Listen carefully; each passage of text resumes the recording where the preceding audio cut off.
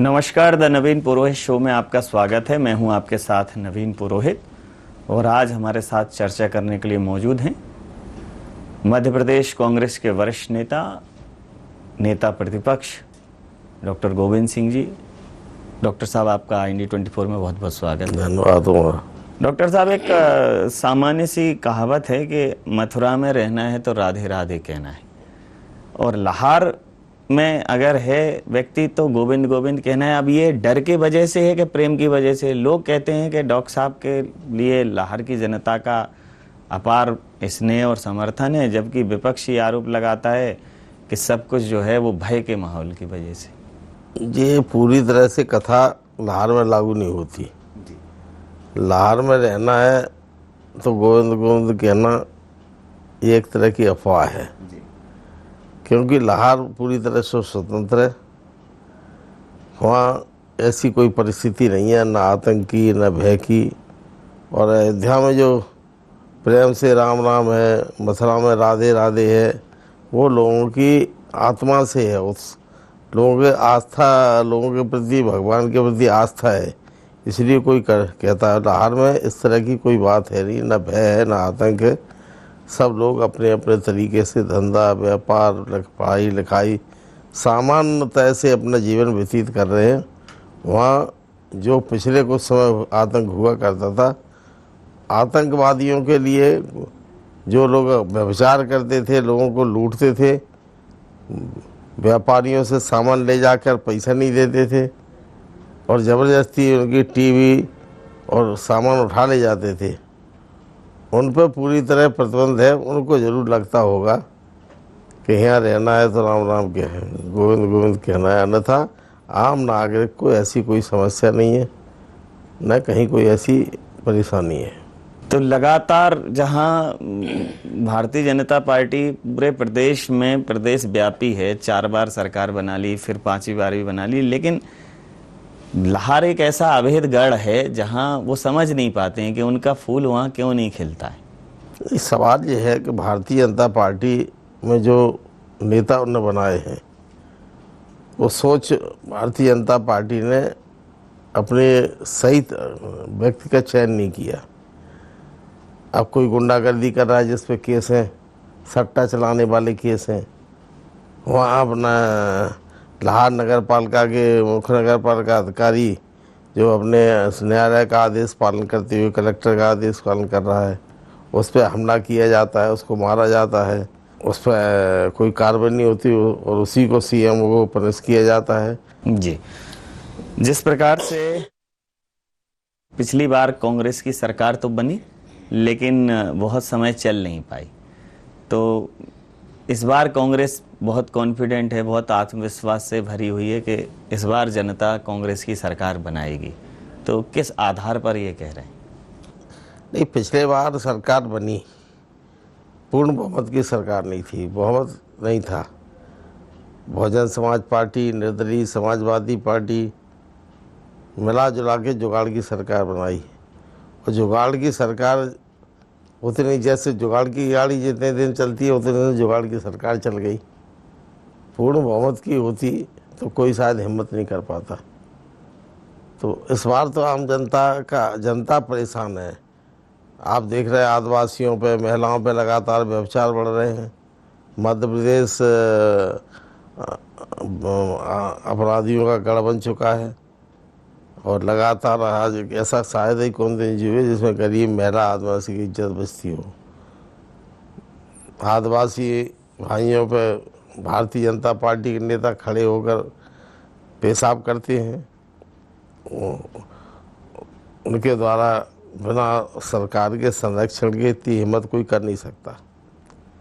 और जब सरकार में लोग आज देखो, जहाँ जहाँ मुख्यमंत्री लगातार भाषण देते हैं, हम गाड़ देंगे, अपराधियों को सड़क पर बंगूर के पेड़ पर लटका देंगे, आज तक न तक कोई हमें लटका मिला न कोई गड़ा मिला। अपराधी दिनों दिन बढ़ते जा रहे हैं। कल ही रीवा में 2 आदिवासी बच्चियों के साथ बलात्कार हुआ, दतिया में बलात्कार हुआ, सिवनी में मैं गया था, पिछले साल की 1.5 साल पहले का लगभग घटना है। सिवनी जिले में घटना घटी, 2 आदिवासियों की हत्या कर दी बजरंग के लोगों ने।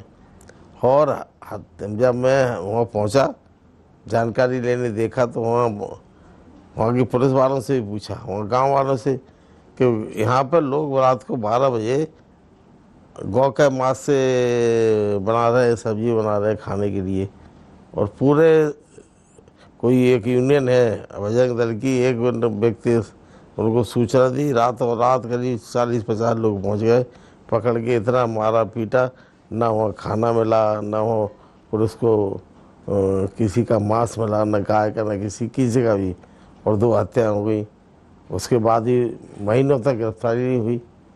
जब मैं वहाँ खुद पहुँचा, प्रेस कॉन्फ्रेंस दिया, धरना दिया और कलेक्टर से बात की, तब वो विधानसभा में जब लगाया मैंने मसला, तब जाके अपराधी पकड़े गए। और वो भी अपराधियों को पुलिस के जो अधिकार स्थानीय चौकी के कर्मचारी थे, उनने जो अच्छी भूमिका निभाई, उनने तत्काल लिख के अपनी FIR लिख दी, लेकिन उनको FIR छीन कर जाँच दूसरों की दे दी, ताकि ऐसे बयान काटे जाएँ ताकि भविष्य में उनको बचा दिया जाए। तो ये अब सरकार के इशारे पे जब ये सब होगा, तो फिर प्रदेश में और क्षेत्र में आतंक का गढ़ बनेगा। लेकिन लाहौर की जनता सजग है, सजग होने के साथ साथ अन्याय के विरुद्ध लड़ती है, इसलिए वहाँ ये ज़्यादा घटनाएं नहीं घट पाती। अगर आप राहुल गांधी जी की वापसी को देखें, सुप्रीम कोर्ट के माध्यम से वापस उनकी जो सदस्यता है उस पर जो समाप्ति के आदेश पर रोक लगाई गई, आज पुनः उन्हें संसद की सदस्यता की नियुक्ति पत्र भी मिला है और वापस उनको उनका बंगला भी मिला है, तो बहुत तत्परता दिखाई थी उनकी सदस्यता रद्द करने में, बंगला खाली कराने में। जब देखो अत्याचार का, अन्याय के विरुद्ध जनता खड़ी होती है, जब जब इस देश में अन्याय हुआ, तो कोई महात्मा गांधी पे आए, अंग्रेजों लूट होती रही, अंग्रेजों का अत्याचार बढ़ता रहा, तो महात्मा गांधी आके मसीहा के तौर पर निकले। और जो सरकार ब्रिटिश गवर्नमेंट की पूरे विश्व में कब्जा रहता था, जब उनके राज्य में कहीं सूरज नहीं होता था, वो लोग यहाँ से चले गए। तो अब जैसे वही हालत यहाँ है। अब मोदी जो है, भारतीय जनता पार्टी और राष्ट्रीय स्वयंसेवक संघ करता रहता है, ये सब उसके प्रशिक्षण प्राप्त किए हुए अधिकारी रहे, नेता हैं, मंत्री हैं, मुख्यमंत्री हैं, प्रधानमंत्री हैं, राष्ट्रीय स्वयंसेवक संघ के इशारे पर आदेश पे काम करती हैं। राष्ट्रीय स्वयंसेवक संघ और भाजपा का प्रजातंत्र में विश्वास ही नहीं है। और जब भी उनको मौका मिलेगा, भविष्य में कभी 2/3 बहुमत आया, तो उस देश में फिर चुनाव नहीं होंगे, पूरा तरह से एक तंत्र कायम होगा। जो हिटलर ने जो काम करता था, उसके उन्हीं के पद चिन्हों पर भारतीय जनता पार्टी की सरकार चल रही है। जो अगर अपनी बात कहता है, उसको जेल में डाल दिया जाता है, वाणी स्वतंत्रता छीनने का काम किया जा रहा है, लोगों के अधिकार समाप्त किए जा रहे हैं, जो चुनी हुई सरकारों को हटाया जा रहा है खरीद फरोख्त के माध्यम से। दिल्ली जैसी भारी बहुमत से बनी हुई सरकार को काम नहीं करने दिया जा रहा।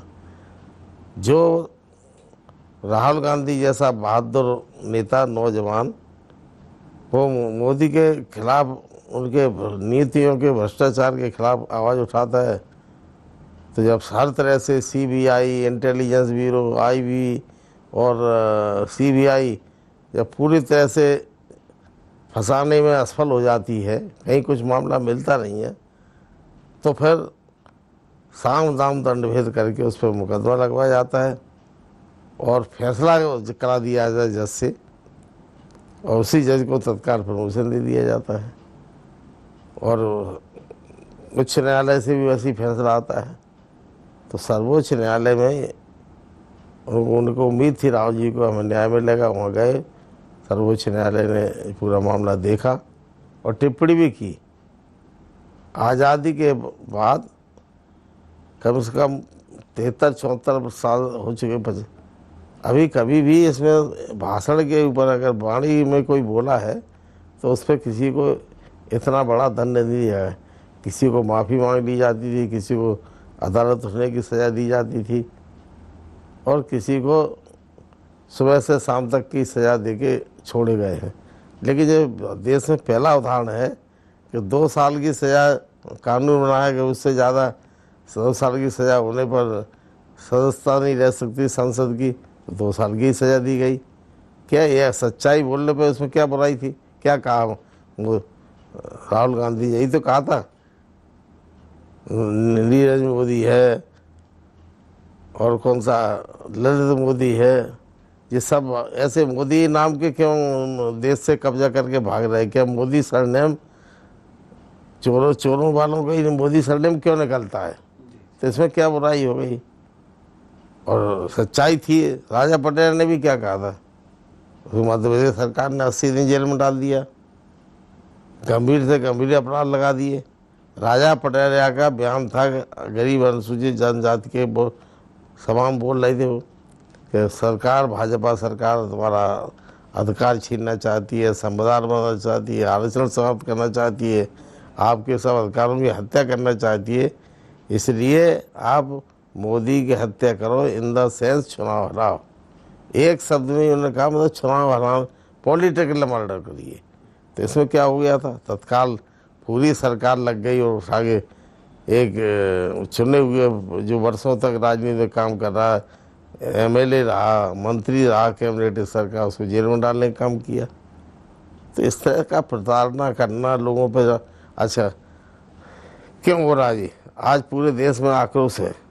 राहुल गांधी को बड़ा नेता बनाने का काम मोदी की तानाशाही, भारतीय जनता पार्टी के तानाशाही ने वो राहुल गांधी को इस देश का लोकप्रिय एकमात्र नेता बना दिया है।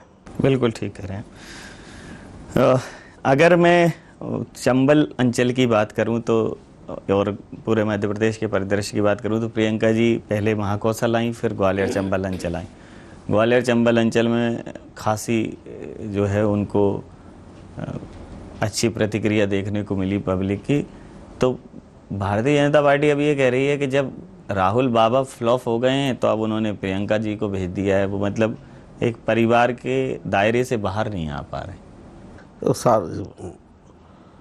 कांग्रेस पार्टी प्रजातांत्रिक पार्टी है और हर व्यक्ति को राजनीति करने का, अपने हिसाब से देश में जाने का, आने का, अलग अलग धर्म में काम करने का अधिकार है। अगर गांधी परिवार कांग्रेस के साथ काम कर रहा, आगे बढ़ के जोखिम उठा रहा है, नौजवान उनके परिवार का आदमी, अपने परिवार के 2-2 आदमी को देश के लिए शहीद हो गए उसके परिवार के, और वह नौजवान साथी अपना पूरी त्याग तपस्या करके अपना पूरा जीवन सुख सुविधा से दूर रहकर अगर देश की रक्षा करने के लिए, देश को बनाने के लिए आ रहा है, तो और इनके लिए एक कांटा है। ये मनमानी तरीके से अंकुश लगाने का काम करता है, प्रजातांत्रिक तरीके से इनके भ्रष्टाचार को बोलने का काम करता है, तो उनको परेशानी है।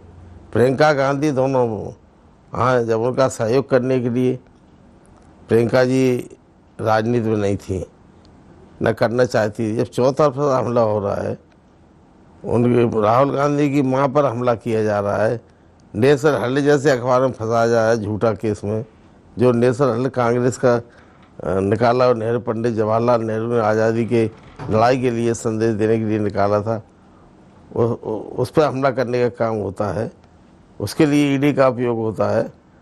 तो बहन का कर्तव्य था, उसने अपने भाई की सुरक्षा के लिए, सहयोग के लिए, मदद करने के लिए आगे आई। और जहाँ तक है नेतृत्व का सवाल, तो नेतृत्व तो राहुल गांधी हैं, राहुल गांधी करेंगे कांग्रेस पार्टी का नेतृत्व। और उन्होंने ये तय करने वाला, गरीबों की सुनने वाला, आज तक राहुल गांधी कभी अडानी अंबानी जैसे पूंजीपतियों से मिला, कोई शेयर होल्डरों से मिलने की बात नहीं की थी। गरीब, ट्रक वाले, ट्रैक्टर वाले, किसान, मजदूर से मिलने के दरवाजे खुले हैं, मिलता है, लेकिन पूंजीपतियों से मिलने की दूरी है। उसको राहुल गांधी कोई चंदा नहीं लेना। अब सब काम हो गए, CD, CBI, intelligence bureau, income tax, 4-5 वर्ष से सब लगे हुए हैं। क्यों नहीं, क्या वगैरह क्यों नहीं ढूंढ पाए राहुल गांधी के खिलाफ? अरबों की संपत्ति है इन पे, और ढूंढने का काम कर रहे थे, इन पे भाषण दे रहे थे भाजपा के नेता। अरे हम जैसे खेती किसान वाले ईडी, हमारे ऊपर ईडी का नोटिस दे दिया, हमने उनको चुनौती दी, और हमने आज भी कहा दोबारा, जब नोटिस सुप्रीम कोर्ट ने न्याय किया, हमें उम्मीद थी हमें न्याय मिलेगा। उन्होंने पहला केस है हमारा, जब सर्वोच्च न्यायालय ने ईडी को नोटिस दिएगा, बताइए क्यों दिया, क्या कारण है इन पे? जिसका कोई शेयर नहीं, खेती किसानी के अलावा कोई धंधा नहीं, व्यापार नहीं, उससे भी ईडी। और चुनाव, ताकि मैं नेता प्रतिपक्ष हूँ, मध्य प्रदेश में चुनाव में भाग नहीं लूँ या समर्पण कर आऊँ। जो लोग भ्रष्ट रहते हैं, राजनीति में रह के उल्टी सीधी कमाई करते हैं, वो लोग सब धीरे धीरे सरेंडर हो गए। और सरेंडर हो गए तो वॉशिंग मशीन से जो धुलते हैं, वो धुल के साफ हो गए। उनके उप मुख्यमंत्री, मंत्री कैबिनेट में बैठे हुए हैं। जब नोटिस नहीं दिया, अब हमें तो फिर नोटिस दे देता ईडी। अब आप बताइए, आपने कितने अखबार खरीदे नेशनल हेराल्ड, किन किन को मेंबर बनाया है, उनके नाम पते बताइए। अरे हमने अखबार देखा नहीं, अखबार पढ़ने का नेशनल मौका ही नहीं मिला, यहाँ आया नहीं उनको। अब कुछ बताओ। फिर अखबार भी मतलब लेना है, कोई बात है तो समाचार पर खरीदना या पढ़ना बुरी बात है क्या? अगर हम मेंबर भी बनाए होते तो क्या बुरी बात, कोई अपराध था क्या? नोटिस दे रहे हैं परेशान करने के लिए, जाओ घंटों बैठो, हेरसमेंट करो। तो राहुल गांधी ने जो किया वही मैंने भी किया, संघर्ष किया, तय किया, और मजबूती के साथ हमने जनता के सामने अपनी बात रखी। इसको चुनौती देते हैं, और ईश्वर ने हमारा न्याय किया, न्याय मिलेगा, और न्यायालय से ही न्याय मिलेगा। न्याय जिस प्रकार से ग्वालियर चंबल अंचल में जब नगर निगम के चुनाव हुए, तो चूंकि आपके छत्र छाया में वो चुनाव हुए थे, आप उसके प्रभारी थे, तो बढ़िया जीत हासिल की वहाँ कांग्रेस ने। अब ग्वालियर चंबल अंचल में कहीं ना कहीं बतौर नेता प्रतिपक्ष, आप वैसे भी प्रदेश के बड़े नेता हैं, लेकिन ग्वालियर चंबल अंचल पे काफ़ी निगाहें रहती हैं परिणाम को लेके, और ग्वालियर चंबल अंचल के परिणाम को जो बदलने का मादा रखते हैं उनमें से एक आप भी हैं। तो इस बार ग्वालियर चंबल अंचल में अब चूँकि सिंधिया जी यहाँ आ गए हैं, तो और बहुत बड़ा इनका कुनबा बड़ा हो गया है, तो कितनी उम्मीद देखते हैं कांग्रेस को कुछ मिलेगा वहाँ? नहीं, जहाँ तक सवाल है तो मैं उस वक्त नगर निगम का प्रभारी तो नहीं था, लेकिन कार्यकर्ता हूँ। मैं कभी न नेता था न नेता अपने को समझता हूँ। मैं सामान्य राजनीति के में काम करने वाला हूँ, कार्यकर्ता हूँ। कार्यकर्ता को जिम्मेदारी मिलती है वो निभाता हूँ। और जहाँ तक सवाल है सिंधिया के आने का, तो सिंधिया के आने का आपको ये भी पता होना चाहिए कि सिंधिया ने क्या किया। सिंधिया खानदान ने, मैंने पूरा उस दिन आम सभा में सब उनको बताया। मैं तो कहता हूँ कि भारतीय जनता पार्टी के साथ साथ हमारे पार्टी के नेता भी कुछ दोषी हैं।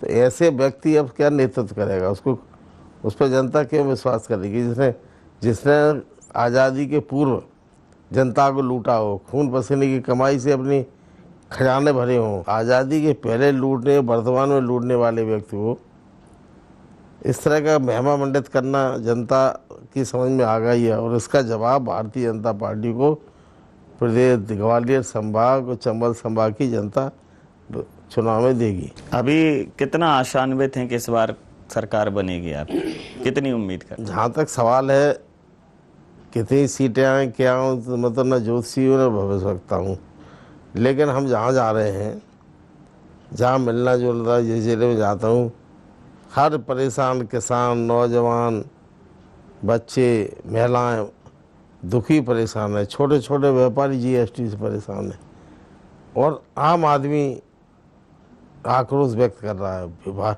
भारी तादाद में मिल रहा है।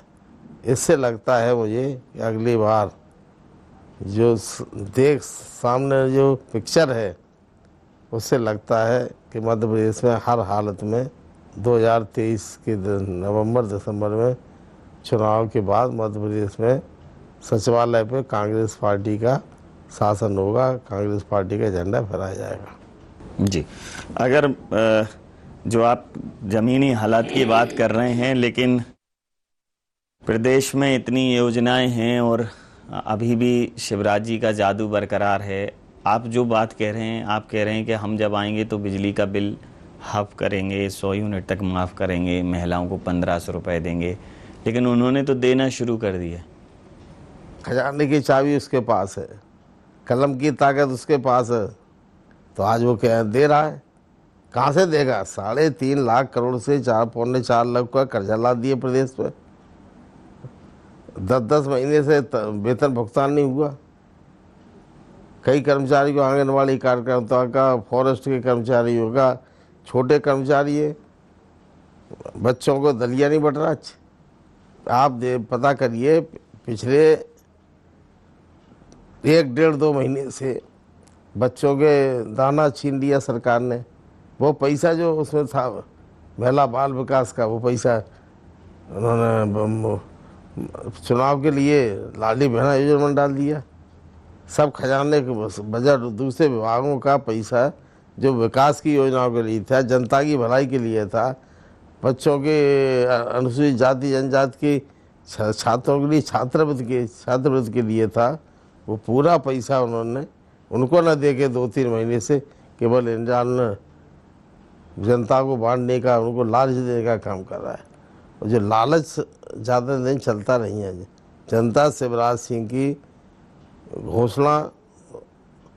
घोषणाओं से और काम से समझ चुकी है। जो एक अभी चुनाव तक की है, फिर जब घर में नहीं है दाना, अम्मा चली बनाना, कहाँ से कर देंगे जब कुछ है ही नहीं, खजाना खाली हो चुका है।